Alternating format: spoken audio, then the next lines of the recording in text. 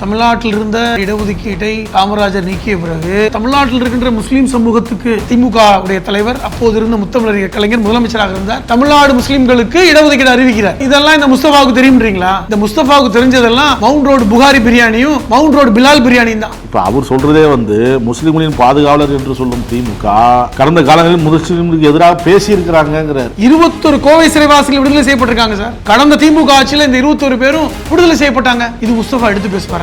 ஹஜ் பெருநாள் அன்னைக்கு மாடு வெட்டக்கூடாதுன்னு சொல்லி ஆடு மாடுகளை எடுத்துட்டு போனாங்கல்ல, ஆனா அதுக்கு என்ன தாவேக்கா முயற்சி எடுத்தாங்க? திருப்பரங்குன்ற பிரச்சனை வந்துடக்கூடாதுன்னு சொல்லி நீதிபதி தீர்ப்பு கொடுத்தது கூட we will face the consequences சொன்னது யாருங்க? இது விஜயால சொல்ல முடியுமா? சிறுபான்மை மக்களுக்கு அரணாக விஜய் எப்படி இருந்தாருன்னு சொல்லிட்டு அந்த துப்பாக்கி படத்துல பார்த்தோம். ஆச்சி கொழுக்கட்டை மாவு வந்தாச்சு. ஆச்சி கொழுக்கட்டை மாவிற்கு கொழுக்கட்டை அச்சை கேட்டு வாங்குங்கள். தமிழ்நாட்டுல எல்லாமே சேஞ்ச் ஆயிடுச்சு. உங்க நகையையும் சேஞ்ச் பண்ணுங்க. உங்க பழைய நகைக்கு கிராமுக்கு 150 ரூபாய் கூடுதலா வாங்கி புது நகை எடுத்துக்கோங்க. அதே கம்மி சேதாரம் தான் உங்க லலிதால மட்டும்தான். ஹாலிடேஸ்னாலே அது நம்ம ஜிடி ஹாலிடேஸ் தான். GT Holidays, South India's #1 travel brand. You know you are special when you're with GT Holidays. இன்றைய முதல்வர் நாளைய பிரதமர் போஸ்டரே அப்படிதான் விட்டுறாங்க. கட்சி ஆரம்பிச்சு ஒரு தேர்தலில் முதல்வர், அடுத்த தேர்தலில் பிரதமர். படத்தை அப்படிதான் அவங்க பார்க்க முடியும். தமிழ்நாட்டை ஆட்சி பிடிக்கிறதுக்கு யார் இருந்தாங்களோ அவங்க இந்தியாவை ஆட்சியை பிடிக்கலாம்னு நினைக்கிறாங்க. ராகுல் காந்தி நிலைமை என்ன? கூண்டு கிளி எங்க இருக்கும்? அதுக்கு தேவை பழம் கொடுக்கணும், அது கீன்னு கத்தும். அவ்வளவுதான் ராகுல் காந்தி. அப்படித்தான் இருக்கு. இன்னைக்கு விஜய் தூக்கி வச்சிருக்காரு.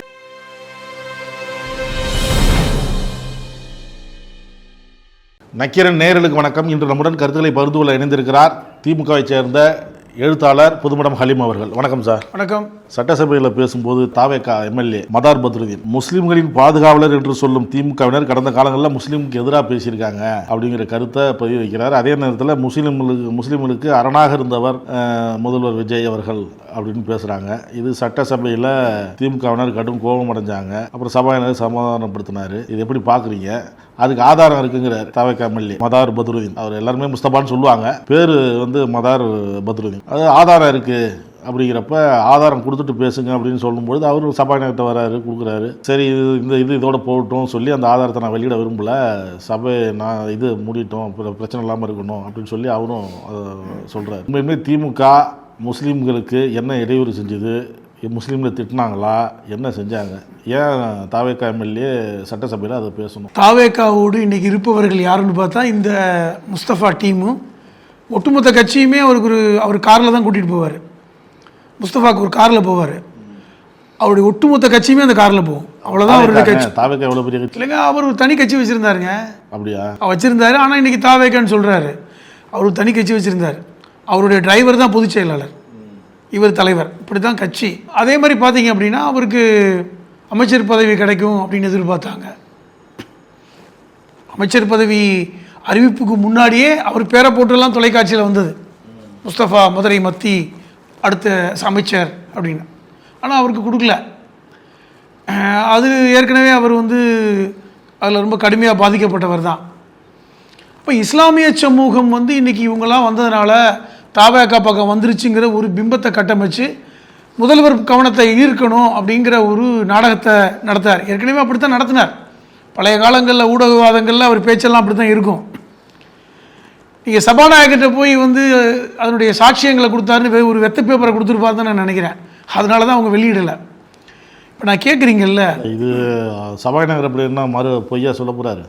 நீங்கள் இது ஆதாரத்தை அவர்கிட்ட காட்டியிருக்கிறாரு, அவரும் வெளிப்படுத்த ஆதாரத்தை காமிச்சா இந்த ஆதாரத்தை கொடுத்துருக்காருன்னு சொல்ல வேண்டியதானே? நான் என்ன கேட்குறேன், நீங்கள் திமுக மேலே ஒரு குற்றம் சுமத்துறீங்க. இல்லை சார், இப்போதைக்கு அதெல்லாம் பேசி பழைய சமூகங்களை பேசி யாரையும் காயப்படுத்த விரும்பலை, அதனால் இதோட போகட்டுங்கிறாரு அவர். என்ன காயப்படுத்த விரும்பலை? நான் என்ன கேட்குறேன், தமிழக முஸ்லீம்களுக்கு திராவிட முன்னேற்ற கழகம் செய்ததை விட அதுக்கு சமமா அல்லது அதுக்கு நெருக்கமா ஏதாவது ஒரு நலவுகளை செய்த கட்சிகளை நீங்கள் லிஸ்ட்டு போடுங்க. உங்களுக்கு தெரியுமா, காமராஜர் காலத்தில் தமிழக முஸ்லீம்களுக்கு இருந்த இடஒதுக்கீடு 7.5%. அதை நீக்கியவர் காமராஜர். அது காரணம் வேற. ஏன்னா மத ரீதியாக இடஒதுக்கீடு இருக்கக்கூடாதுன்னு உச்சநீதிமன்றம் ஒரு தீர்ப்பு கொடுத்த காலகட்டம் இவர் நீக்கினார். 54 நினைக்கிறேன். அதுக்கப்புறம் நீண்ட நாட்களாக அப்போ அதுக்கப்புறம் தமிழ்நாடு என்ற ஒரு மாநிலம் மொழிவாரியாக பிரிந்தது. கேரளா பிரிந்து போனது, கர்நாடகாவில் பிரிஞ்சு போனாங்க. பெரும்பாலான முஸ்லீம்கள் கேரளா பக்கம் போய் சேர்ந்தாங்க. அதெல்லாம் பல காரணங்கள் இருக்குன்னு வைங்க. தமிழ்நாட்டில் இஸ்லாமியருக்கு வந்து இடஒதுக்கீடு வேணும் என்று ஒரு நீண்ட நாள் கோரிக்கை இருந்தது. சொல்லப்போனால் 1995ஆம் ஆண்டு தமிழ்நாடு முஸ்லீம் முன்னேற்ற கழகம் ஏற்பட்ட பிறகு தான் அந்த கோரிக்கை வலுப்பற்றது. இது யாரும் மறுக்க மாட்டாங்க.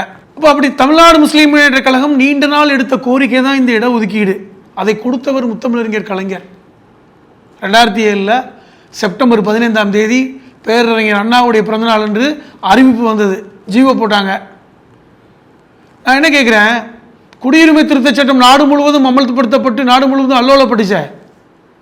தமிழ்நாட்டில் 2021 திமுக ஆட்சிக்கு வந்ததுக்கப்புறம் குடியுரிமை திருத்த சட்டத்தை நாங்கள் தமிழ்நாட்டில் அமல்படுத்த மாட்டோம் என்று ஒரு தைரியமாக வந்து ஒரு முன்மொழிந்தார் திமுக தலைவர், அப்பொழுது இருந்த முதலமைச்சர். யார் செஞ்சாங்க? எடப்பாடி கூட அந்த 2017 அந்த 21 வரைக்கும் எடப்பாடி இருந்த காலகட்டத்தில் தான் வந்துச்சு. 2019 எடப்பாடி என்ன சொன்னார், அதெல்லாம் தேவையில்லைங்க, தமிழ்நாட்டில் எங்கெங்கே வந்துட போகுது, அப்படிலாம் ஒன்றும் தீர்மானம் நிறைவேற்ற தேவையில்லைன்னு சொன்னவர் தானே எடப்பாடி. அதை தைரியமாக அந்த தீர்மானத்தை கொண்டு வந்தவர் அப்போது இருந்த முதல்வர் திமுக தலைவர் ஸ்டாலின் அவர்கள் தானே. தமுக தீவிரமாக போராட்டம் வச்சு 3.5 கொண்டாந்தாங்க அப்படின்னு நீங்கள் சொல்கிறீங்க. முஸ்லீம் லீக்கு தான் கடுமையான போராட்டம், அதோடைய கோரிக்கை தான் கலைஞர் கொண்டு வந்தார் ஷாஜகான் சொல்கிறாரு. கணேஷ்குமார் பாமக அவர் என்ன சொன்னார், டாக்டர் ராமதாஸ் அவர்கள் பாமக நிறுவனராக இருந்த டாக்டர் ராமதாஸ் அவர்கள் எல்லாத்தையும் அழைச்சி அதற்காக எங்கள் கட்சி நிறுவனம் அனைத்து கட்சி தலைவர்களும் அழைத்து கலைஞரிடம் கோரிக்கை வைத்தார் அப்படின்னு சொல்கிறாங்க. உங்களுக்கு இந்த நீங்கள் கேட்டதுனால இந்த நான் விஷயத்தை சொல்கிறேன். அப்போ வந்து தமிழ்நாட்டில் இருந்த 7.5 விழுக்காடு இடஒதுக்கீட்டை காமராஜர் நீக்கிய பிறகு தமிழக முஸ்லீம்களுடைய அந்த பிசியில் தான் இருந்துச்சு. பிசியில் 30 விழுக்காடுக்குள்ளே தான் இருந்தது. அப்போ தமிழ் முஸ்லீம்களுக்கு மட்டுமல்ல, தமிழ்நாட்டில் இருக்கின்ற முஸ்லீம் சமூகத்துக்கு, ஏன்னா உங்களுக்கு வந்து அது லெப்பையாக இருக்கட்டும் உருதாக இருக்கட்டும் எல்லா பிரிவுகளாக இருந்தாலும் அவர்களுக்கு தனி இடஒதுக்கீடு வேணும், கல்வியிலையும் வேலைவாய்ப்புலையும் சொல்லி ஒரு போராட்டம் எப்போ எழுந்துச்சு? 95 காலகட்டத்தில் தமிழ்நாடு முஸ்லீம் முன்னேற்ற கழகம் ஏற்படுத்தப்பட்டது அந்த காலகட்டத்தில் தான். பாபர் மசூதி இடிக்கப்பட்டது பிறகு ஒரு பெரிய எழுச்சி இங்கே ஏற்பட்டு முஸ்லீம்களுக்கு இடஒதுக்கீடு வேணும், தனி இடஒதுக்கீடு வேணுங்கிற போராட்டம் நடந்தது. நீங்கள் கேட்குறீங்க, அதாவது முஸ்லீம் லீக் தான் இந்த இடஒதுக்கீட்டை கலைஞரிடம் கேட்டு பெற்றது அப்படி தான் அமைச்சர் சொல்கிறாரு. நான் கேட்குறேன், அவர் வந்து முஸ்லீம் லீக்குடைய தலைவராக இருந்த லத்தீப் சாஹிப், அப்பொழுது ஐயூஎம்எல்ல தலைவராக இருந்தவர் லத்தீப் அவர்கள், அவர் வந்து சொல்லியிருக்கலாம் எங்களுக்கு இடஒதுக்கீடு வேணுங்கிற கோரிக்கை பல்வேறு தலைவர்கள் கேட்டிருக்காங்க. ஆனால் 95ஆம் ஆண்டிலிருந்து ஒரு நீண்ட கால போராட்டம் நடந்துச்சு. சொல்கிற நியாயம் தோணும்ல, அவர் நீண்ட காலமாக கூட்டணி இருந்த கட்சி எதுக்கு? அதான் சொல்ல வரேன். இப்போ லத்தீப் சாஹிப் அவர்கள் வந்து 1989 சேப்பாக்கம் தொகுதி எம்எல்ஏ, 1989-91 திமுக சார்பில் போட்டியிட்டு எம்எல்ஏ ஆனவர். அந்த காலகட்டத்தில் முதல்வராக இருந்த கலைஞர் அவர்களிடம் இந்த கோரிக்கையை வைத்தார் என்று செய்தி இருக்கு. கோரிக்கை அவ்வளோதான். 91 அதுக்கப்புறம் அதை பற்றி பேசலை. நல்லா கவனிங்க. 95 தமிழ்நாடு முஸ்லீம் முன்னேற்ற கழகம் உருவாக்கப்பட்டது. பல்வேறு ஆளுமைகள், இப்போது இருக்கின்ற பேராசிரியர் ஜவாஹிருல்லா அவர்கள் உட்பட பல்வேறு ஆளுமைகள் சேர்ந்து தான் அந்த தமுமுகவை உருவாக்குறாங்க. தமிழ்நாடு முஸ்லீம் முன்னேற்ற கழகத்துடைய பெரிய கோரிக்கையே வந்து முஸ்லீம்களுக்கு தனி இடஒதுக்கீடு வேணும் தான். அதுக்காக வாழ்வுரிமை மாநாடுலாம் நடத்தினாங்க மிகப்பெரிய அளவில் சென்னையில். இது நடத்தி மிகப்பெரிய லெவலில் போராட்டம் நடத்தி தான் 95 ஆரம்பித்தது. 2007 வந்து கிடைக்குது இந்த இடஒதுக்கீடு, 12 வருஷத்துக்கு அப்புறம். நான் இன்னொன்று கேட்குறேன், 2001 இதே லத்தீப் சாஹிப் அவர்கள் வாணியம்பாடி எம்எல்ஏ, அப்பொழுது யாரோட கூட்டணி தெரியுமா? ஐஎம்எல் அதிமுகவோட கூட்டணி. ஜெயலலிதா அவர்கள் முதலமைச்சர். இந்த வரலாறு தெரியணும்ல. 2001 தமிழ்நாட்டு முதலமைச்சராக ஜெயலலிதா இருக்கார். அப்போ ஐயூஎம்எல் 2ஆக பிளவுபட்டது. எப்படி? காதர்முதீன் இருக்கார்ல பேராசிரியர், அவர் தலைமையில் ஒரு ஐயூஎம்எல். அதே மாதிரி பார்த்தீங்கன்னா லத்தீப் சாஹிப் தலைமையில் ஒரு ஐயூஎம்எல். அது ஐயூஎம்எல் பேர் இல்லை, ஐஎன்எல் இருந்துச்சு, இந்திய நேஷனல் லீக் அப்படின்னு. இந்த 2 பிளவுபட்டு 2மே ஜெயலலிதாவோட கூட்டணியில் இருந்தாங்க. அப்போ வாணியம்பாடி தொகுதி எம்எல்ஏவாக லத்தீப் செலக்ட் ஆகிறார். ஏன் அப்போ நீங்கள் ஜெயலலிதாட்ட கேட்க வேண்டியதானே இந்த இடஒதுக்கீடு வேணுமேனு? கேட்கல. 2001 லத்தீப் சாஹிப் மரணிச்சிட்டார், இறந்து போயிட்டார். அப்போ அந்த காலகட்டத்தில் வந்து நம்ம எல்லாரும் கேட்டது தான். ஆனால் நீண்டு நெடிய போராட்டம் நடத்திய தமிழ்நாடு முஸ்லீம் முன்னேற்ற கழகம் தான், அதில் மாட்டுக்கிறது இல்லை. அந்த போராட்டத்துடைய வீரியம் தான் ஒரு 10-12 வருட போராட்டத்துக்கு அப்புறம் 2007 திமுக உடைய தலைவர் அப்போது இருந்த முத்தமிழறிஞர் கலைஞர் முதலமைச்சராக இருந்தார். அவர் 2007 செப்டம்பர் 15 அன்று தமிழ்நாடு முஸ்லீம்களுக்கு இடஒதுக்கீடு அறிவிக்கிறார். அப்போ இது யார் கிளைம் பண்ண முடியும்? ஐயுமல் கூட கிளைம் பண்ண முடியாது. ஏனென்றால் ஐயுமல் பாராட்டு விழா நடத்தினது யாரு? தமிழ்நாடு முஸ்லீம் முன்னேற்ற கழகம். 2008 நேரு அரங்கத்தில் ஒரு மிகப்பெரிய அளவில் பாராட்டு விழா நடத்தி திமுகவுடைய தலைவர் முத்தமிழறிஞர் கலைஞர் வந்து வர்றாரு முதலமைச்சரா. அவர் பாராட்டு பத்திரம் வாசிக்கிறார். இந்த இடஒதுக்கீடுக்கான ஃபுல் கிளைம் யாருக்கு கிரெடிட் போனால் அது தமிழ்நாடு முஸ்லீம் முன்னேற்ற கழகம் தான். அந்த காலகட்டத்தில் தௌஹீத் ஜமாத் பிரிந்தது. உங்களுக்கு வந்து பிஜேயோட தௌஹீத் ஜமாத் தமுகவிலிருந்து பிரிந்தாங்க. அவர்களும் போராட்டம் நீண்ட காலம் நடத்தினாங்க. அப்போ இவர்களுக்கு தான் அந்த கிளைம் உண்டு. அப்பொழுது வந்து மனிதநேய மக்கள் கட்சி கிடையாது, எஸ்டிபிஐ கிடையாது, மனிதநேய ஜனநாயக கட்சிங்கிற தமிழ் மன்சாரி கட்சி கிடையாது.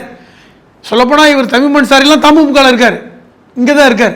அப்போ எல்லாரும் சேர்ந்து வாங்கின ஒரு போராட்டத்தின் வெளிப்பாடு தான் இந்த இடஒதுக்கீடு. சொல்லப்போனால் முஸ்லீம் லீக்கு இது சம்மந்தமே இல்லை.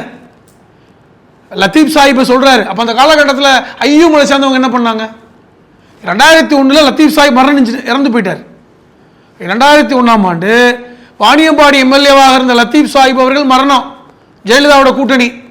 அதுக்கப்புறம் 6 வருடம் ஐயூமல் என்ன வாய மூடிட்டு இருந்தாங்களா? போராட்டம் நடத்தியது யாரு? தமுக தான். அதில் நீங்கள் மறுப்பதற்கு ஒன்றுமே கிடையாது. அப்போ இது ஒரு நீண்ட நெடிய போராட்டம். நான் என்ன கேட்குறேன், இதெல்லாம் இந்த முஸ்தபாவுக்கு தெரியும்ன்றீங்களா? இந்த முஸ்தபாவுக்கு தெரிஞ்சதெல்லாம் மவுண்ட் ரோடு புகாரி பிரியாணியும் மவுண்ட் ரோடு பிலால் பிரியாணியும் தான். ஏன் சார் நீங்கள் வேறு அதெல்லாம் சொல்லிட்டு, இப்போ இது ஒரு பக்கம் இருக்கட்டும், நீங்கள் அந்த 3.5 கலைஞர் தான் கொடுத்தாரு எல்லாம் கோரிக்கை வச்சு அதெல்லாம் சொன்னீங்க.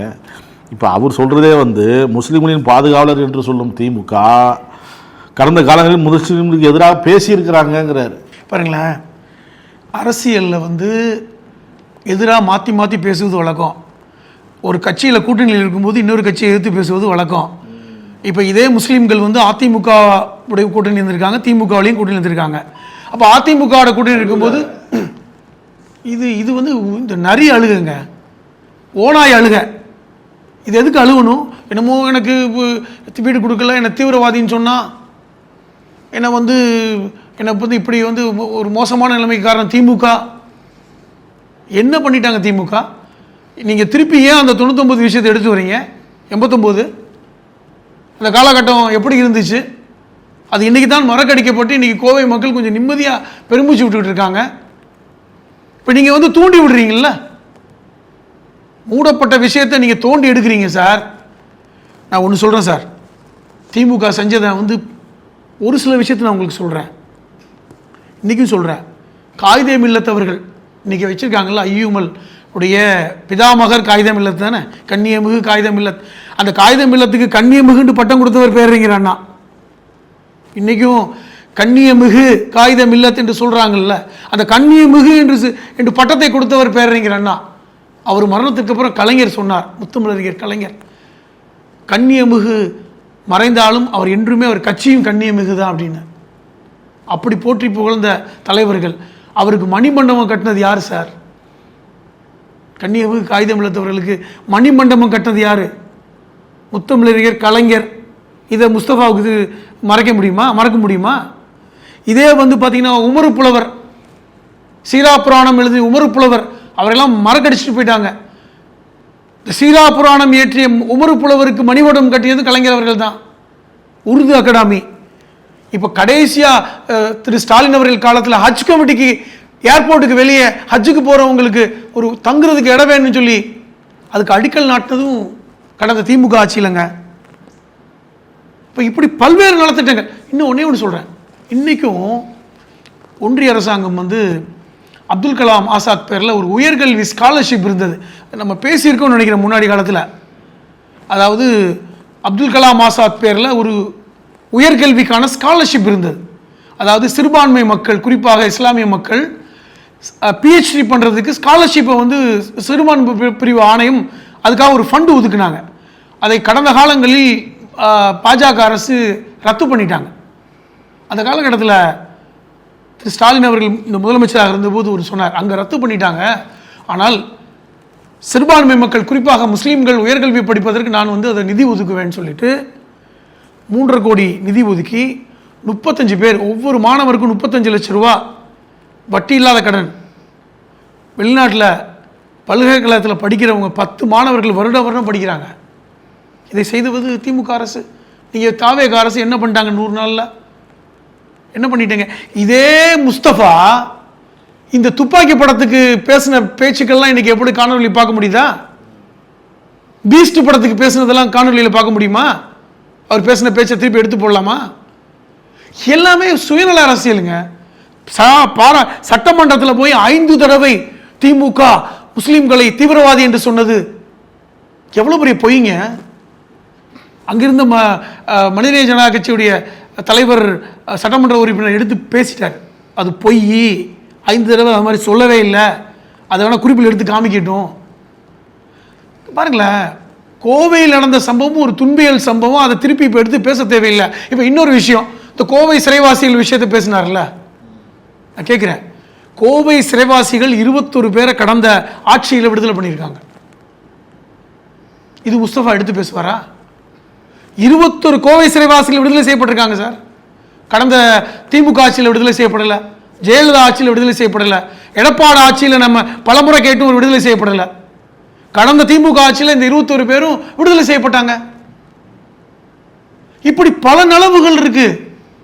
இப்போ வந்து நான் ஒன்னே கேட்குறேன், திருப்பரங்குன்றம் நடந்துச்சு சில சார். இப்போ நீங்கள் ஆட்சிக்கு வந்துட்டீங்க, ஹஜ்ஜு பெருநாள் அன்னைக்கு மாடு வெட்டுறாங்கன்னு சொல்லி ஒரு இது வந்து வெட்டக்கூடாதுன்னு சொல்லி ஆடு மாடுகளை எடுத்துகிட்டு போனாங்கல்ல அரசு, அதுக்கு நடவடிக்கை போச்சுல, நீதிமன்றம் அதுக்கு தீர்ப்பு கொடுத்தது மாதிரியான ஒரு சூழலை கிரியேட் பண்ணாங்கல்ல. ஆனால் அதுக்கு என்ன தாவேக்கா முயற்சி எடுத்தாங்க? ஒன்றுமே எடுக்கல. அதே திருப்பரங்குன்றம் இந்த பிரச்சனை, திருப்பரங்குன்றம் பிரச்சனை, தர்காவில் பிரச்சனை வந்துடக்கூடாதுன்னு சொல்லி நீதிபதி தீர்ப்பு கொடுத்தது கூட நிறைவேற்ற முடியாது, we will face the consequences சொன்னது யாருங்க? முத்துவேல் கருணாநிதி ஸ்டாலின் ஆட்சிங்க. இது விஜயால சொல்ல முடியுமா? இன்னைக்கு பாஜகவை எதுக்குற வேலையை பண்றது இல்லை, அவர் எந்த வேலையும் அவர் பண்றது இல்லை. ஆளுநர் அர்லேக்கரையே அவர் எதுக்குறது கிடையாது. ஒரு காலத்தில் RN ரவியை ஓட விட்டது திமுக. இன்னைக்கு அர்லேக்கர் வந்து கூலா இருக்காரு, அவர் இருக்கிறதே தெரியல. இப்போ என்ன காரணம்னா அவர் பக்கமே போறது இல்லை, அவர் என்ன செஞ்சாலும் சகிச்சுக்கிட்டு போற ஆட்சி. இவங்க வந்து சிறுபான்மை மக்களுக்கு செஞ்சிருவாங்களாமா? நான் கேட்கிறேன், புரியுதா உங்களுக்கு? பொய்யுங்க, அழுக, கல் அழுக சொல்லுவாங்கல்ல, பொய்யும் கல்லழுகை. சிறுபான்மையினர் நிறைய பேர் வந்து தாவேக்காவுக்கு வாக்களிச்சிருக்கிறாங்க, அவங்களுக்கு அரணாக விஜய் தான் இருப்பார் எதிர்காலத்தில் அப்படின்லாம் சொல்கிறாங்க. பார்த்தோம்லங்க, சிறுபான்மை மக்களுக்கு அரணாக விஜய் எப்படி இருந்தாருன்னு சொல்லிட்டு அந்த துப்பாக்கி படத்தில் பார்த்தோம். படம் அது கதை, அதை விட்டுருங்க. இந்த படம் வந்த போது சந்திரசேகர் அவங்க அப்பா என்ன பேசினார்?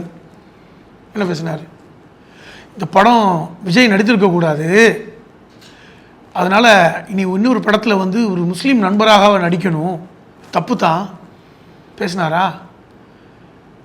இவரெல்லாம் வந்து இங்கே இஸ்லாமியர்கள் இந்தியாவில் நம்பகத்தன்மைக்கு உரியவர்கள் அல்லங்கிறதான அந்த படம் பேசினாங்களா? இவர்கள் எல்லாமே வந்து தீவிரவாதத்துக்கு ஆதரவானவர்கள் இந்த படம் பேசிச்சா? இதுக்கு எப்போவாது இவர் ரியாக்ட் பண்ணியிருக்காரா? இதுதான் சிறுபான்மை மக்களுக்கான ஆதரவான மனநிலையா? நான் என்ன கேட்குறேன், இன்னொரு விஷயம் உங்களுக்கு சொல்கிறேன் சார். PCM 3 விழுக்காடு இடஒதுக்கீடு தமிழ்நாட்டில் இருக்குது 2007 சமீபத்தில் ஒரு தீர்ப்பு வந்துச்சா? இஸ்லாமியராக மதமாற்றம் அடைபவர்கள் அந்த இடஒதுக்கீடு அனுபவிக்க முடியாது. ஆமாம், அது ஒன்று. அந்த தீர்ப்பு வந்ததுக்கப்புறம் என்ன ரியாக்ட் பண்ணிட்டாங்க? இன்ன வரைக்கும் என்ன ஸ்டெப் எடுத்துட்டாங்க? சொல்லப்போனால் இது வந்து நீண்ட நாள் கோரிக்கை. ஏன்னா வந்து ஒரு பின்தங்கிய சமூகத்தை சார்ந்த ஒருத்தர் இஸ்லாமியத்துக்கு வந்துட்டால் அவருக்கு வந்து எந்த இடஒதுக்கீடுக்கும் அவர் கிடையாது.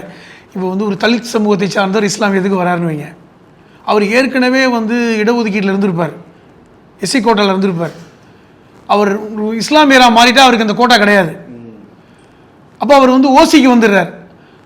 அப்படிப்பட்டவர்களை இஸ்லாமியர்களுக்கு ஒதுக்கப்பட்ட அந்த 3.5 விழுக்காடு இடஒதுக்கீட்டில்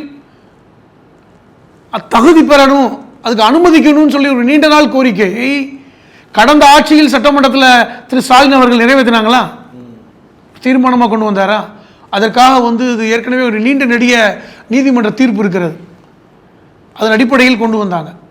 ஆனால் அதை நீக்கணும் அப்படின்னு ஒருத்தர் தொடர்ந்த வழக்கை இல்லை இது கொடுக்கக்கூடாது, இது வந்து இடஒதுக்கீடுடைய இதுக்கே நோக்கத்திற்கே வந்து மாறானதுன்னு சொல்லி கொடுத்ததை இன்று வரை தாவேகா அரசு கிடப்பில் போட்டு வச்சிருக்கிறது. இதுக்கு என்ன பதில் உங்களுக்கு? இதை பற்றி முஸ்தபா சட்டமன்றத்தில் பேசுவாரா? நான் கேட்குறேன், இதை பற்றி முஸ்தபா சட்டமன்றத்தில் பேசுவாரா? திமுக என்னங்க செய்யலை சிறுபான்மை மக்களுக்கு? இன்னைக்கு வரைக்கும் இந்த புதிய வக்குப் திருத்த சட்டத்திற்கு எதிராக தீர்மானத்தை ஏற்றியது திமுக. நாங்கள் ஏற்றுக்கொள்ள மாட்டேன்னு சொன்னாங்க. அவர்கள் ஆட்சியில் இருக்கும் வரை அதை அமுல்படுத்த மாட்டேன்னு சொன்னாங்க. இன்னைக்கு என்ன நிலைமை இருக்கு? தாவேகா ஆட்சி அமைய காங்கிரஸ், இந்திய கம்யூனிஸ்ட்டு, மார்க்சிஸ்ட் கம்யூனிஸ்ட்டு, விசிகா இவங்கெல்லாம் ஆதரவு கொடுத்துருக்குறாங்க. ஆட்சி அமைஞ்சு போயிட்டுருக்கு. இப்போ சில கோரிக்கைகள்லாம் வரும்பொழுது நீட்டு என்னமோ திமுக வர சொன்னீங்க, இப்போ என்ன சொல்கிறீங்க அப்படிங்கிறப்ப ராகுல் காந்தி பிரதமராக வருவார், நாடாளுமன்ற தேர்தலில் தாவேகா காங்கிரஸ்லாம் கூட்டணி அமைச்சு நல்லபடியாக வெற்றி பெறுவோம், அங்கே ராகுல் பிரதமராக ஆகிடுவார், நீட்டு ரத்து செஞ்சிடுவோம், இன்னும் பல்வேறு தமிழ்நாடு கோரிக்கைகள்லாம் நிறைவேற்றப்படும் அப்படிங்கிறாங்க. இவங்க இந்த மாதிரி சொல்கிறாங்க. இந்த பக்கம் பார்த்திங்கன்னா இன்றைய முதல்வர் நாளைய பிரதமர் அப்படின்னு சொல்கிறாங்க. அது மட்டும் இல்லை, தூத்துக்குடி நகரம் சரி சொல்கிறாங்க, சும்மா அப்படி ஒரு இதுக்கு சொல்கிறாங்க. இவங்களும் பதில் அதெல்லாம் ரசிகர் மனப்பான்மையில் இருக்கிறாங்க அப்படின்னு இவங்களும் சொல்கிறதாங்க. பார்த்தா இப்போ போஸ்டரே அப்படி தான் விட்றாங்க. தூத்துக்குடி இன்றைக்கி 4 திரையில் வந்துருக்கு. தூத்துக்குடி பக்கம்லாம் நகரத்தில் இன்றைய முதல்வர் நாளைய பிரதமர் ஜோசப் விஜய்னு சொல்லி போஸ்டர்லாம் அடிச்சு விட்டிருக்கிறாங்க. இது என்ன உறவு நீடிக்குமா இல்லை என்ன? இப்போ என்ன கஸ்தூரி என்ன சொல்கிறாங்கன்னா, கஸ்தூரின்னு இல்லை, சில பேர் நிறைய பேர் விமர்சனம் என்ன வைக்கிறாங்கன்னா, இடைத்தேர்தல்னு வந்துட்டா இப்போ செங்கோட்டையன் வேறு சபையில் சொல்லியிருக்காரு, நாங்கள் ஜெயிப்போம் அப்படின்னு சொல்லியிருக்காரு. அனைத்து இன்னும் 10 பேர் வர இருக்கிறாங்கன்னு மேடையில் பேசினார். உள்ளே நாங்கள் எல்லோரும் நான் வெற்றி பெறுவோம் இடைத்தேர்தல்னு சொல்கிறாரு. அப்போ தாவேகா பலம் பெற்றுச்சுன்னா காங்கிரஸுடைய 2 அமைச்சர்கள் பதவி ஆட்டம் காணும் அப்படிங்கிறாங்க. எப்படி இது என்னென்ன சார்? இது வந்து இந்த விஜய் ரசிகர்கள் மட்டுமல்ல, விஜய் கூட இருக்கின்ற சட்டமன்ற உறுப்பினர்கள், கட்சித் தலைவர்கள் எல்லாமே இந்த ரசிக மனப்பான்மை. ஒரு 3 மணி நேரம் தான் அங்கே படம் பார்க்க முடியும். அந்த 3 மணி நேரத்திலே வந்து அவர் பிரதமர் ஆகிடணும். இப்போ நீங்கள் 3 மணி நேரம் படத்தில் 3 மணி நேரத்திலே வந்து ஒரு கதை முடிஞ்சிருங்க. அந்த மனப்பான்மையை நீங்கள் பாருங்களேன். ஏன்னா இவர் ஆரம்பித்தார், கட்சி ஆரம்பித்து ஒரு தேர்தலில் முதல்வர், இன்னும் 3-4 வருஷத்துலாம் பொறுக்க முடியாது, அடுத்த தேர்தலில் பிரதமர், இப்படி இனி அடுத்தடுத்த கட்டத்துக்கு போகணும். ஒரு படத்தை அப்படி தான் அவங்க பார்க்க முடியும். இந்த டெவலப்மெண்ட்ஸ் நான் இதை நக்கல் பண்ணுறேன்னு சொல்லலைங்க. இல்லை, நீங்கள் நக்கல் பண்ணுறதை நான் சொல்லலை. தேர்தலுக்கு முன்பும் இப்படி தான் விமர்சனம் பண்ணாங்க. இவர் என்ன வந்தவுடனே முதலமைச்சர் ஆகிடுவாரா, முதல்ல எலெக்ஷன்லேயே ஆகிடுவாரான்னு ஆகிட்டார். இப்போ அடுத்த நகர் அந்த மாதிரி போகுது.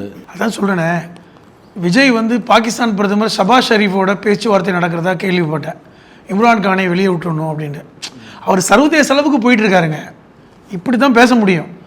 இது என்ன, அதாவது இது ஒரு பக்கம். சரி, நீங்கள் கேட்டதுக்கு நான் சீரியஸாக பதில் சொல்கிறேன். பல்வேறு நிகழ்வுகளில் இப்போ வந்து ராகுல் காந்தியோட விஜய் பெருசாக கலந்துக்கிறது இல்லை. இங்கே ஏற்கனவே 2 அமைச்சர்கள் இருக்காங்க.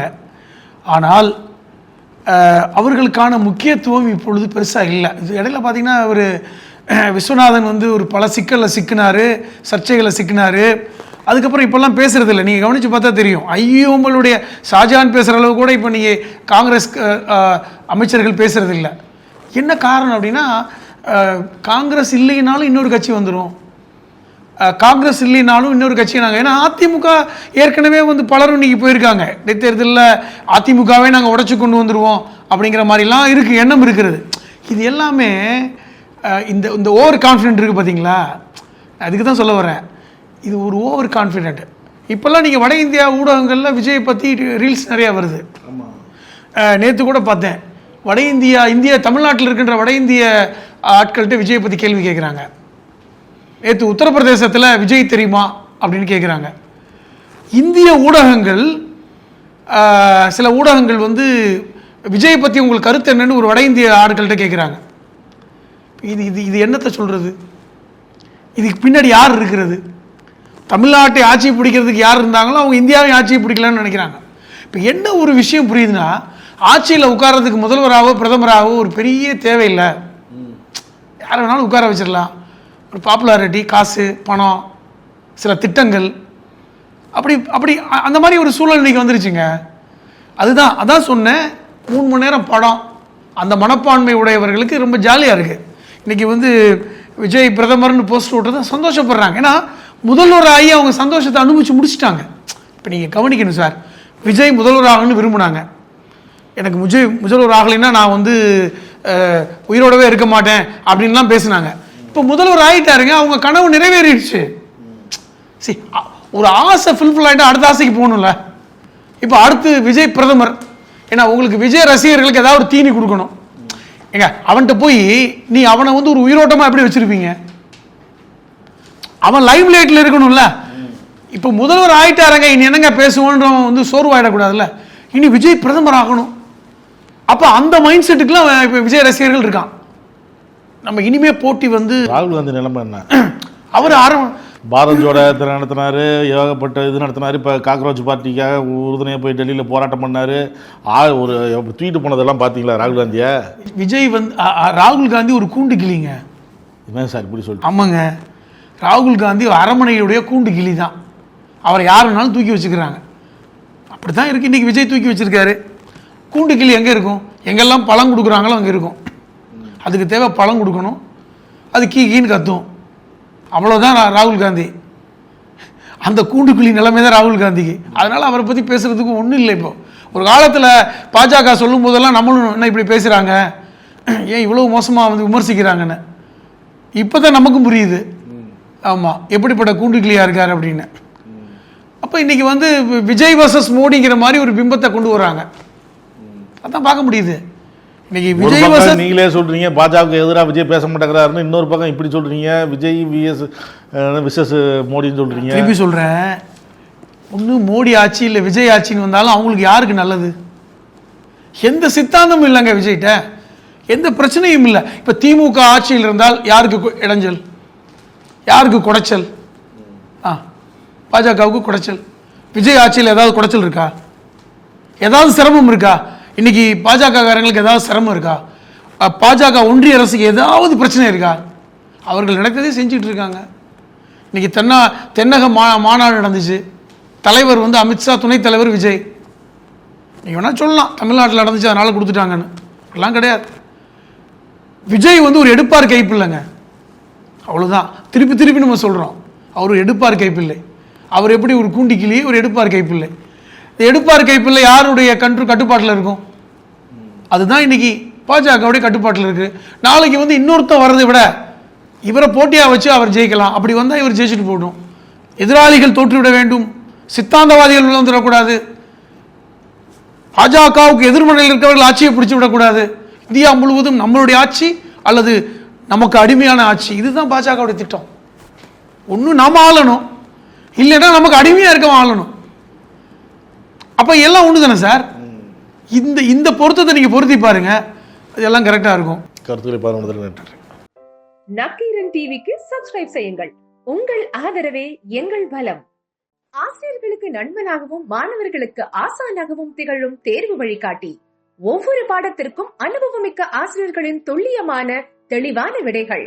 CNC இருக்கு, தேர்வு பயம் எதற்கு? இது தீரன் பப்ளிஷிங் ஹவுஸ் விற்பனை வெளியீடு.